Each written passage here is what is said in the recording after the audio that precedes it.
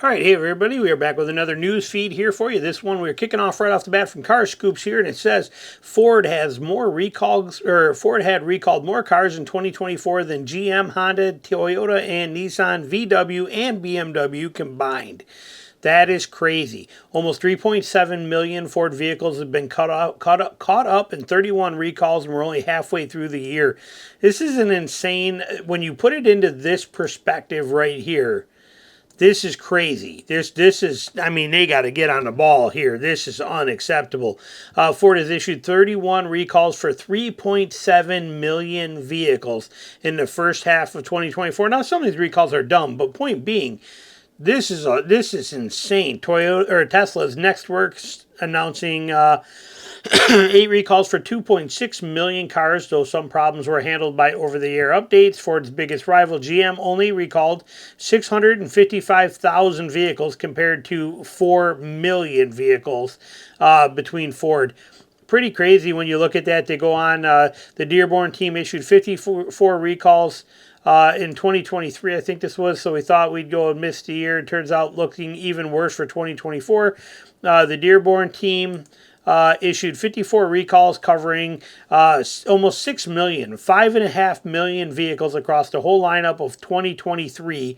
But only 6 months into this year, we're only 6 months in, and they're already over that at 3.6 million in 31 recalls. Okay, last year was a record setter for Ford in 2023 with 54 recalls and 5.6 million vehicles. 6 months in now, we're already at 31 recalls and 3.6 million vehicles. Yet all we hear from Farley is how Ford's taking on this. We're solving this. This is better. We're taking quality control by storm. We're blah, blah, blah. They're getting worse and worse and worse. I don't understand it. It doesn't make any sense. Ford does sell, of course, more vehicles than any other automaker, putting 1.9 million new vehicles on the road last year. Toyota was only a hair behind that at 1.89, so right there with them. Chevy and GMC built over 2.2 million. So see that? This, I cannot tolerate when places do this. Ford does, of course, sell more vehicles than any other automaker, putting out 1.9 million. But then in the same sentence to say that Chevy and GMC together built 2.2 million. So obviously GM put out more than what Ford does, but they do that all the time. Ford F-150, number one selling full size. No, it's not. Okay, GM twins. Okay, they're twins. They're the same vehicle, two different trim levels, same vehicle. But when you put the GM twins together, they oversold it by 50,000 units. So it's crazy how they do this. Okay, Ford sells more vehicles than any other automaker. They're not. They're actually sold. So we look at this number. So GM put out 2.2 million and only had, for a total here of 500,000 vehicles recalled. Ford puts out 1.9 million, 300,000 less, and has wherever we saw this at here, whatever their number was that they did here, they got 7 million or 5.6 million. Okay, so it's crazy when you think about these numbers in here. Here's a breakdown for all of them if you want to see. It's pretty interesting right here. We dive in. Ford, here's the potentially affected vehicles, number of recalls. Can kind of roll through this. Pause it if you want to take a look at it. See where's what and how things fall on here, where they're at. So you can kind of get a see for it. All right, moving on from there. We're going to go to this one right here. And Chrysler recalls more than... Chrysler recalls more than 24,000 hybrid minivans, telling owners to stop charging them and to park them outside due to possible battery farts. We hear this all the time.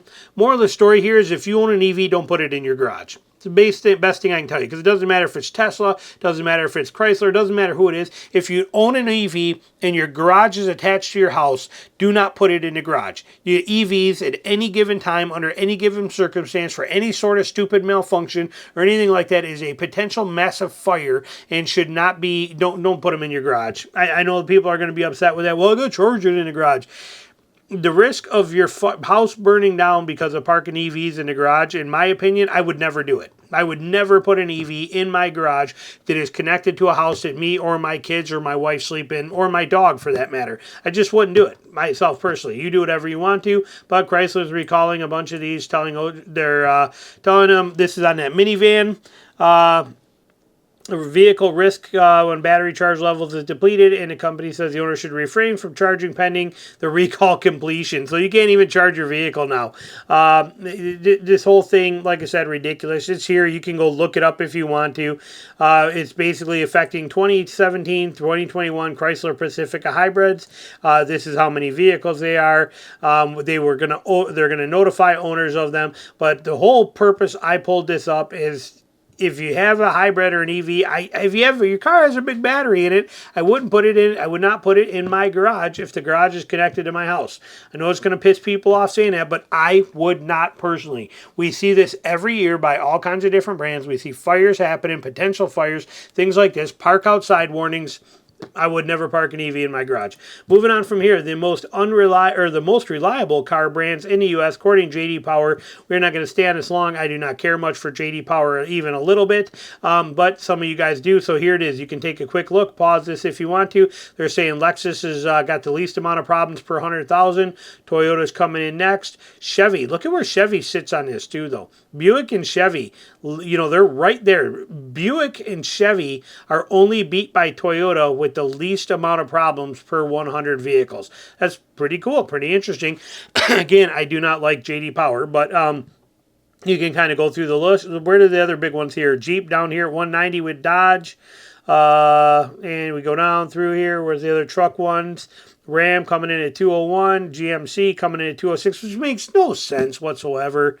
I don't understand that. How can Jeep come in at 206 when Chevy comes in at 174 into the same vehicle? These charts blow my mind. Ford coming in at 239. I bet that because of the recalls.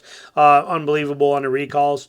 And then, so that basically is going to wrap ours up right here for you. So it kind of gives you that. I'm going to try and get it done quick as I can so you don't have to get that mid-roll ad in there for you. Save you some time. So thanks for watching.